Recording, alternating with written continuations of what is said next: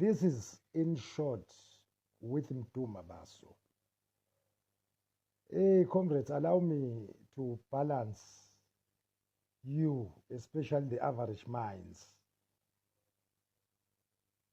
I engage with my equals privately. They DM me and we engage.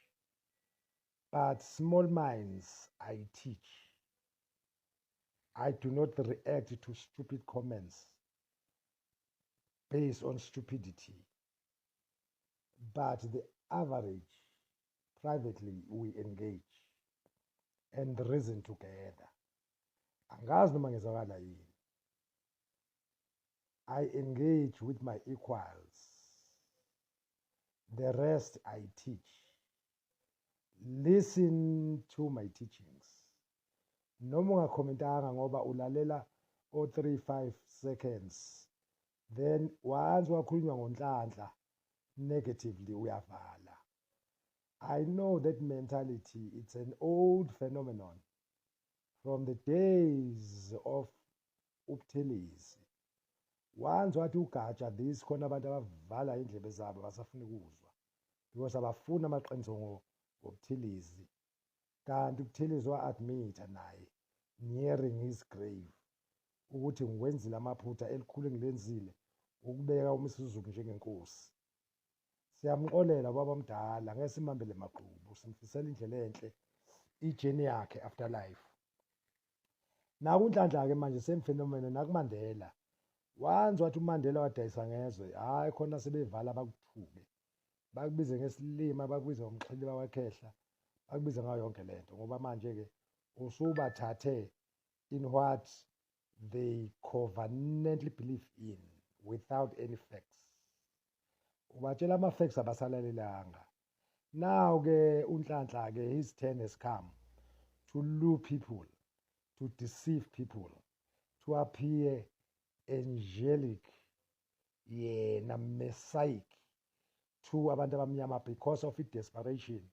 Abantu are despondent, they are desperate. Bafuna into that promises liberation yabo.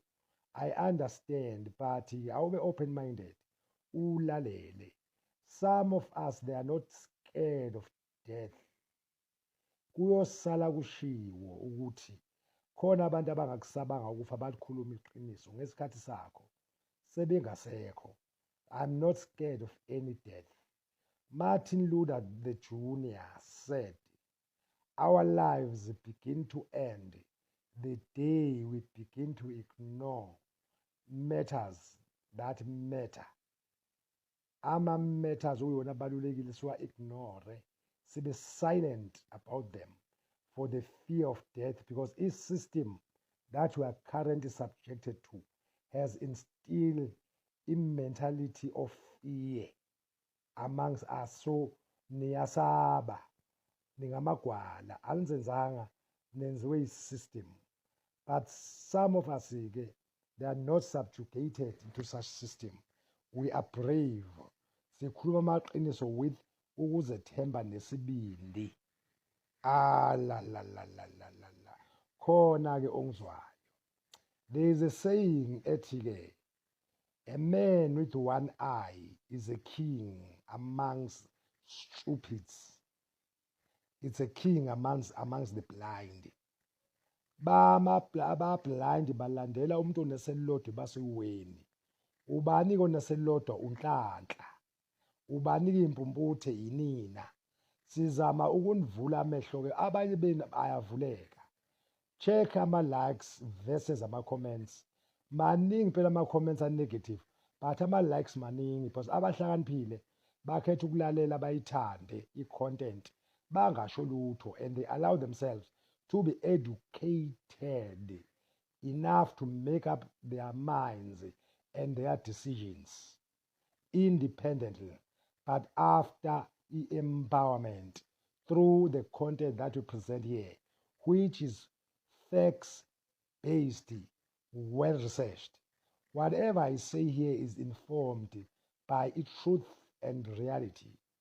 Text me if you want. Text me, DM me, and we engage.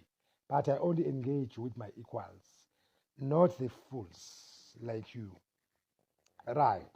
Ngifuna ukuphuma kule nto kaNhlanhla, but ngiyabona ukuthi abantu basene-interest ukuthi bring it on my brother.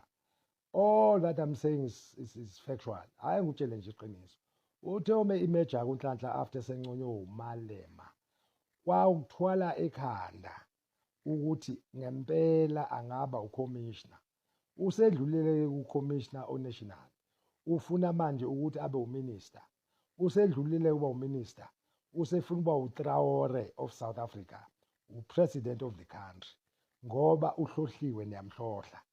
Wakholwa.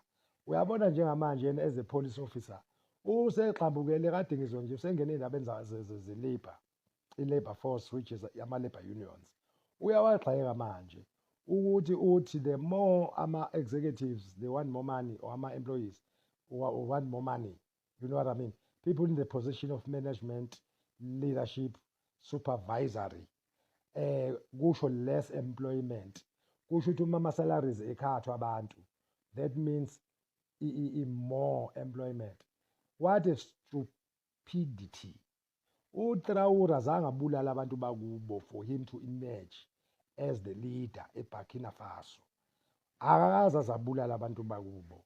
UHolomisa esaphethe eTranskei wathatha umbuso nge-so-called coup d'etat. Azabulala amaXhosa ukuze emerge. It was very strategic. UTraore very strategic. But uNhlanhla is paving his way through the barrel of a gun. One, ubulala bonke ubufakazi ngaye, so that he emerges as a saint and innocent. Akekho innocent, ungcolile. Singanikhothela izimo. Namhlanje abantu bakithi balambile or small business in township, in our own black townships. Because uNhlanhla wakhe mandate uqeda ama-community business forums, amadela ngokubona ngolimi lwenu. Avezwa ubheka icele oqala ezama-mafia. They are not the mafias, obheka icele ama-mafia, because ba-converge nabelungu to silence and eradicate ama-small businesses. Kumanje abafowethu balambile, bayakweleta, ziyadliwa izinto zabo. Abanye babo nkosiyami bahamba nama-bodyguard against the system, against oNhlanhla, because oNhlanhla balwela abelungu, bathatha amantshontsho imali kubelungu to protect i-white interest, i-capitalism, ukuthi abathathe yonke imali yama-projects, i-infrastructure. Kanti uZuma made a declaration or a legislation ngo-2017 before he was ungraciously removed as the president of the country. Hey, akhona abangizwayo-ke. Wathi 30% belongs to the small businesses in South Africa. So legitimately, amadela ngokubona beyiklema ngenkani le mali because benganikwa willingly, ngoba belungu bazi ukuthi everything belongs to them and only them.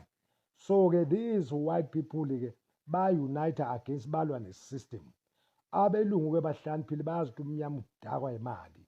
Bathengwa koNhlanhla. ONhlanhla bawuqeda ama-business forum. Ngenza example. I can make another example. Kwaqalwa i-task force, i-task team, leyama-political killings. Ithe iseza kahle, kwa-establishwa a national task team. ONhlanhla bakherisha i-mandate. Ngoba kwakuyi-program leyo yokubulala abantu, kwakuyi-program yama-politicians e-ANC. Yibona babebulala bodwa because of ama-factions within the party. Kwathengwa-ke oNhlanhla to kill ama-potential candidates kuma-local elections, kuma-national elections, to stop them from emerging to ama-leadership positions. Angazi noma niyangizwa yini. Ake ngiphinde ngiqhubeke ngo-part 7 because isikhathi sami sincane, u-10 minutes. Yet I've got a lot of content to share with you. Baphuma-ke oNhlanhla-ke bababulala oma-witnesses, bawabopha abaningi abantu ababoshwe unjustifiable, babhadla eWestville. Abanye babokophela o-4 years, baboshelwe into ebengayazi. Ofakazi, abantu ababe-information,